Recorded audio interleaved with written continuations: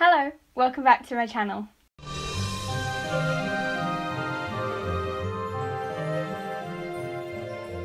Today I'm going to be doing yet another book haul.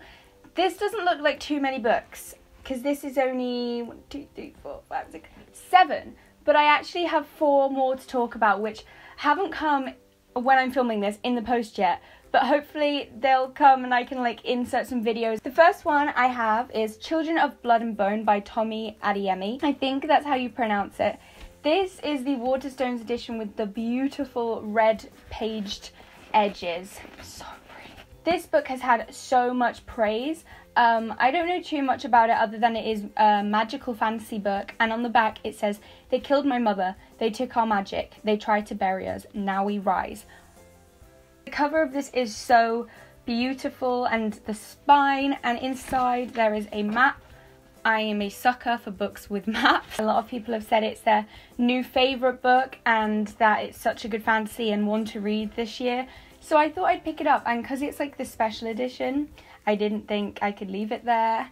Let's pop it there. The next book I got is actually quite an old book, and I picked this up because it was one I have wanted for the longest time. It's one of those books where I'm just like, oh, I really want that book, and just never picked it up. Like one of those books where I knew I wanted it, but when I was buying books, it was never the one I bought, and I don't know why I do this to myself. Anyway, that is Furthermore by Tahara Mafi, which is a middle grade. I believe it's about this girl called Alice, and it has kind of like Alice in Wonderland vibes, but it's about this girl called Alice who lives in a world of colour, and I believe she is in black and white, so you can kind of see from the front that she's in black and white, and this whole world of colour is around her.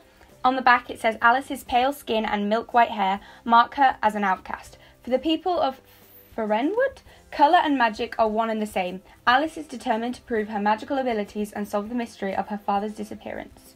To do so, she'll have to travel into the mythical, dangerous land of Furthermore, but nothing there is as it seems, and Alice may never find her way home." It has really pretty arty pages. I don't know how you describe these, but there are little cute illustrations in it. I've never read any of Tahara Mafi's books, and I've heard she's an incredible author.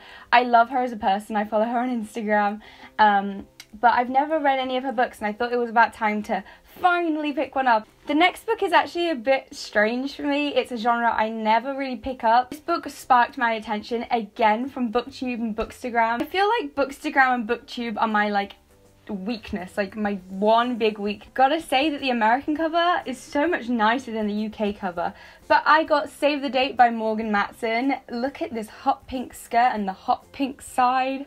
So this is a contemporary. Morgan Matson has written so many books in the past, Since You've Been Gone and The Unexpected Everything, and I've never picked them up because I'm not into contemporary. However, this book popped onto my radar and it sounds amazing. It just sounds like one of those trashy movies I used to love when I was younger.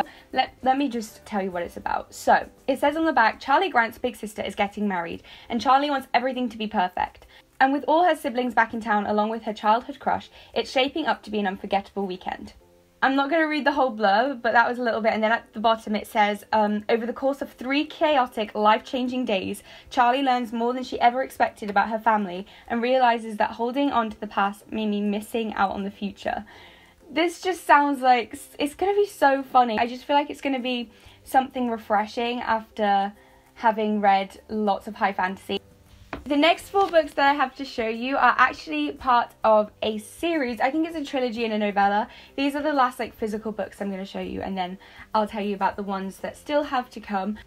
So we have Delirium by Lauren Oliver. We have Requiem by Lauren Oliver. This reminds me of the Dear Evan Hansen song. I will sing no requiem, yeah. And then we have Pandemonium by Lauren Oliver, and finally Delirium Stories. Oh my gosh, this one includes a sneak peek at Replica. That's where I've heard her name before. These books have been on my radar for about a year now, But in the UK, even on Book Depository, we only have the ugly covers. Like, it's like these girls, and like, no offense, why? When I found these books, not only were the covers the ones that I'd been looking for like a year, but it was also £10 for 4 books. I'm pretty sure that this one is a novella. I think this is just like short stories, kind of like 4. If you've read Divergent. I'm not gonna lie to you, don't really know too much about this. I thought it was a dystopian, but I'm not too sure. I'm gonna read you the blurb of Delirium. It says that it was the New York Times best-selling trilogy. Oh my god, it is dystopian, it is dystopian. I knew it was dystopian. It says a dystopian Romeo and Juliet story that deserves to be as massive as Twilight. My favourite genre is fantasy, but a lot of people then have like science fiction or contemporary, but for me, it is fantasy then dystopian. I feel like a lot of people were there for like the 2012, you know, Divergent and the Hunger Games. I think it was 2012, I don't actually know. But I'm just stuck in 2012. It's still, I just love dystopians, like so bad. So it says, they say that the cure for love will make me happy and safe forever, and I've always believed them until now. Love has been declared a dangerous disease, and everyone who turns 18 has to be immunized. Immunized. What is, how do you say that word? Immunized. That doesn't sound right. Oh well. With a cure, basically. And then our main character, I guess, Lena Holloway, is looking forward to being able to live the safe, predictable life the government claims the cure will bring. But meeting Alex, oh here we go, makes her question everything she's been raised to believe. Dun dun dun. Okay, I didn't actually read the whole blurb, I just kind of like pieced it together. So I hope you kind of gathered what it's about. Okay, so like I said, the next set of books, I actually have 4 quickly to talk about, haven't arrived yet, but I will put some like videos over the top because they should be coming very, very soon. So we all know by now, like you have to know if you watch my channel, that I am obsessed with the Throne of Glass series. I am Sarah J Maas trash. And there was something I was missing from my collection. So I own all of the UK paperback books for the Throne of Glass series.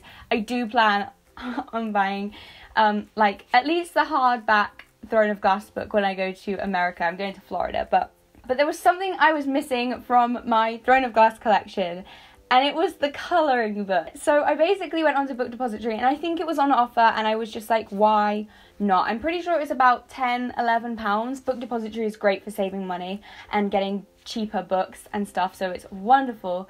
And I picked it up from there, and I believe it to basically be like the Harry Potter one, you know, where it's just like outlines of the characters. It's just really cool to have like Selena and Manon, and like I'm very excited to colour it. I think maybe I'll do like a video one day where like I sit down and colour it, but like do like a chat, like a Q&A, but colouring. Is that something you're into? I don't know. I'm just very excited to have it in my collection. Okay, so the next books are all actually part of the same thing. So if you don't know, The Raven Cycle by Maggie Stiefvater is like very, very, very popular. I have heard so many people talking about it, and so many people saying that they weren't expecting too much, but they went into it and it became their new favourite series. I actually do own the first book, which is The Raven Boys.